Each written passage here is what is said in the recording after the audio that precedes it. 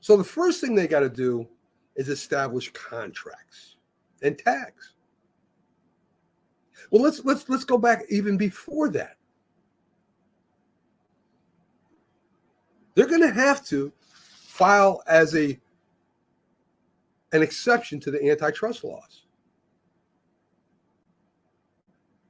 right? I mean, that's what all major sports have right now. All professional major sports have. And don't fool yourself, college football especially is amongst the leader in ratings by viewers.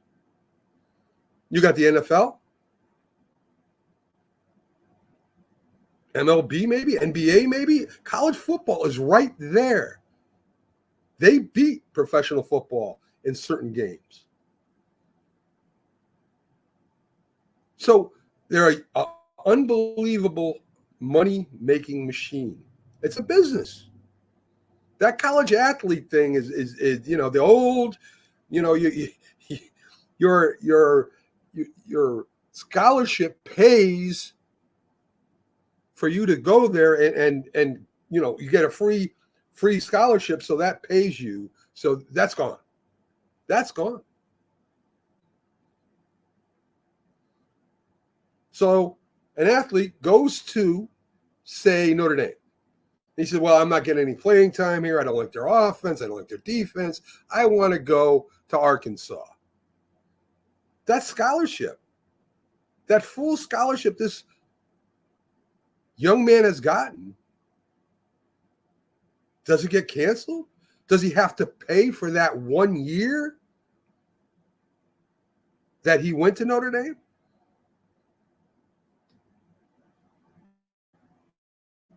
Should consider. I'll tell you right now, you have got to get contracts if you're going to prevent this movement to happening every year, right?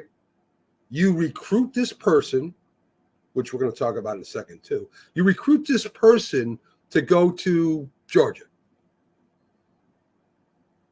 He signs an intent.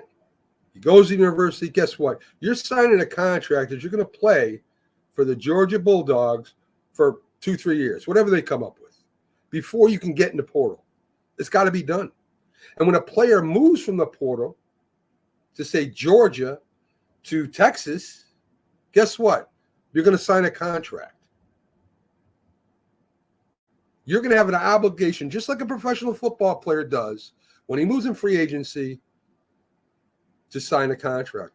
And whatever the contract is, I mean, whatever's negotiated.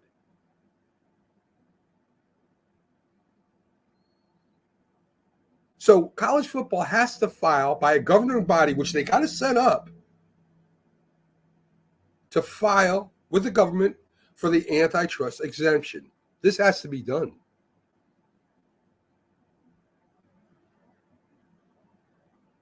Franchise tags are another example that they might have to do. You fill out the contract. In that contract or in the rules of the portal / free agency, the college picking you up has the opportunity to slap a franchise tag on you, or a university tag, whatever you want to call it. And I don't want to hear these are young kids that, they're just, they don't know. They're going to have, and they do have, representation. They do have agents working for them. Players are now asking, how much money in revenue can I get at that school? What is the surrounding business atmosphere? Can I get $10-20 million in NIL or to represent a chain of fast foods or a store chain or the local car dealership? This is one of the questions that players are asking other schools before they transport to them. Think about that for a minute. What pro has that freedom that they don't have to sign a contract, that there is no franchise tag, that,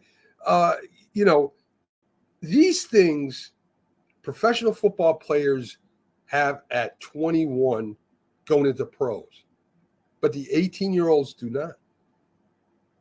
This is hurting college football, and it's going to continue to hurt college football because the smallest schools, of course, don't have the money that the bigger schools have.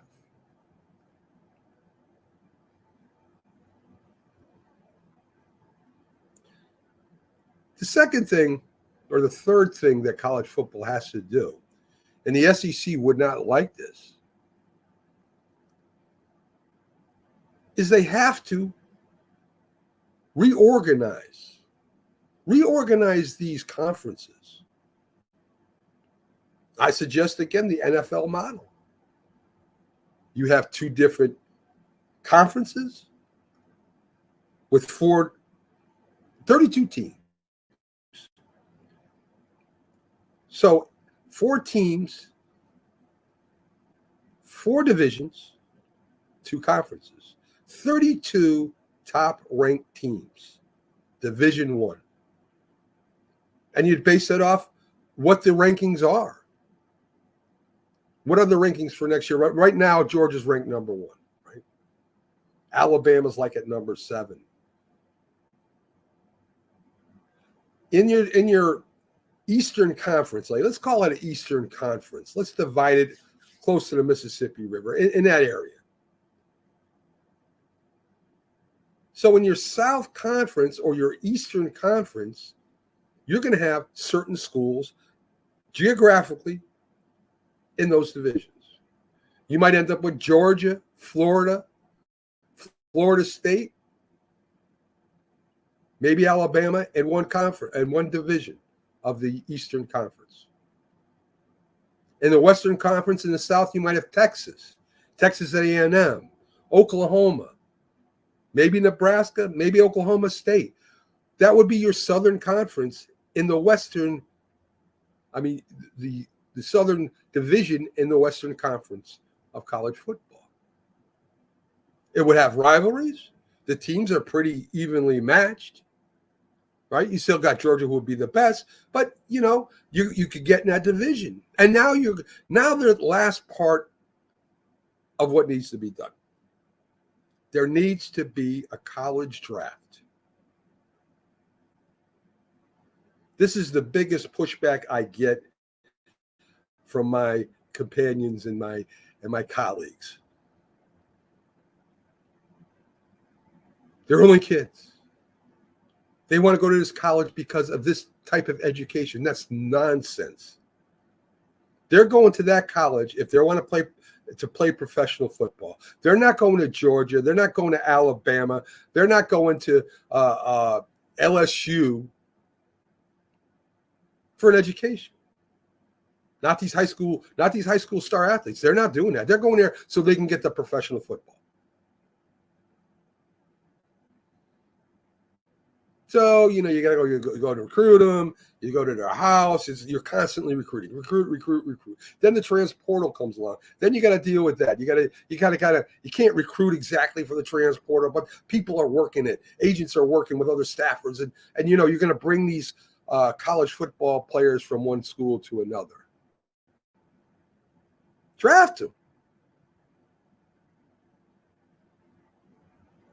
Arch Manning. You don't get a choice to go to Texas. You're number 1 in the draft, and the lowest team, the 32nd team last year, drafts you number 1. And wherever that school is, you go. You still can go to transportal. You still have free agency. So Arch Manning ends up, say, in Clemson. 2-year contract.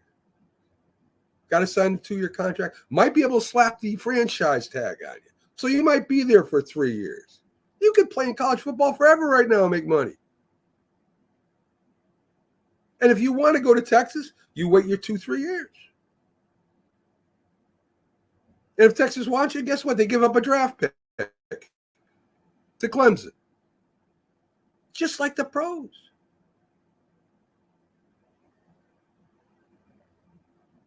You can't have it both ways, folks.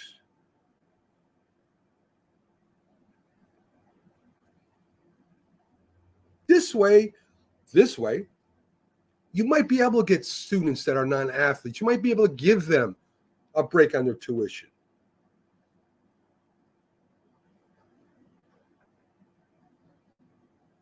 Maybe the universities don't go to the states, the public universities asking for an astronomical amount of money.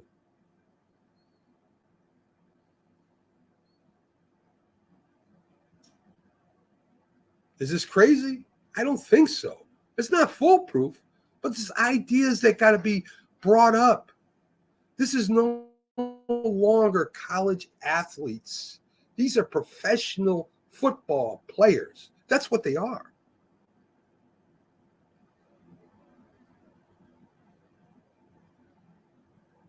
They talk about college football coaches moving around. Maybe there should be something with that too. I don't know. But NFL coaches can move around too.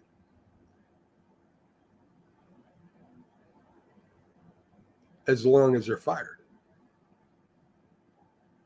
So there has to be provisions when you sign a contract as a college football coach that you can't move around. And that's why they need a governing body, a strong governing body. Why do you think college football coaches can move wherever they want? They can just up and quit. I'm going to LSU. Okay, head coach Kelly, go ahead. Go with a strong governing body. That's not going to happen. No, you won't. You're going to sell. If you're a coach, you can sell for your contract. Now, I don't know who's going to take charge. I don't know how this would happen. But I would imagine if they are really interested, if the college heads, if the deans, if the athletic directors are really interested in fair play, they would do this.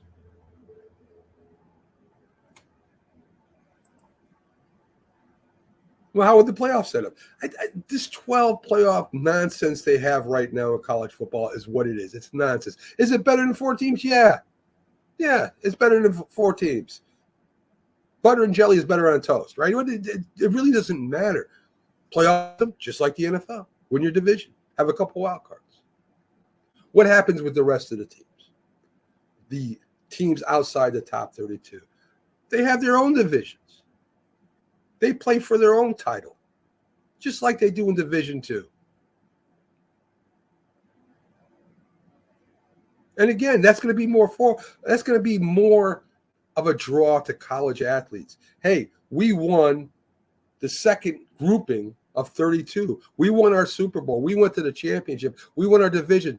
It'd be easier for them to go ahead and get players in there. But definitely the top 32 teams, there's got to be a draft. Can there be a different top team in the 32? Well, yeah. If they're wrong with their power rankings in the beginning of the season, and I'll give you I'm just throwing anything out there. Florida State doesn't finish in the top 32, but Utah does.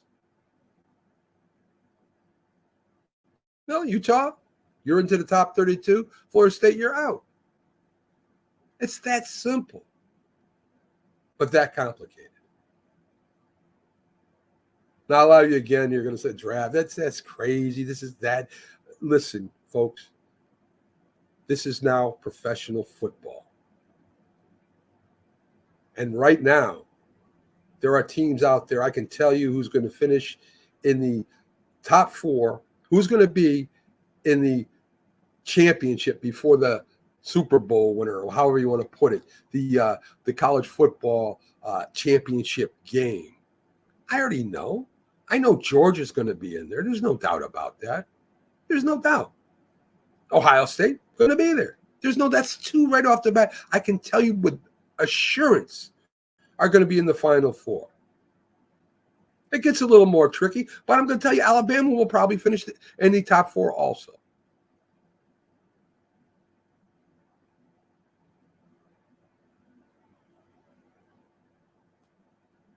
That's 3 out of 4 I gave you right off the top of my head. The fourth team might be a little bit different. Maybe we'll get somebody from the West, or what? Maybe Oregon gets in there. Maybe they'll be close. Maybe Notre Dame gets in there, who's not even in a conference at this time. So that's my take on the NIL, the NCAA football, college football, one of the highest rated sports viewed in the country. Put them right up there at the NFL. They might be second, they might be third, but they're right there. Folks, that's it for my first Mac Attack Sports Show. Hope you enjoyed it. Hope it gave you something to think about, or maybe disagree with me totally. That's fine too.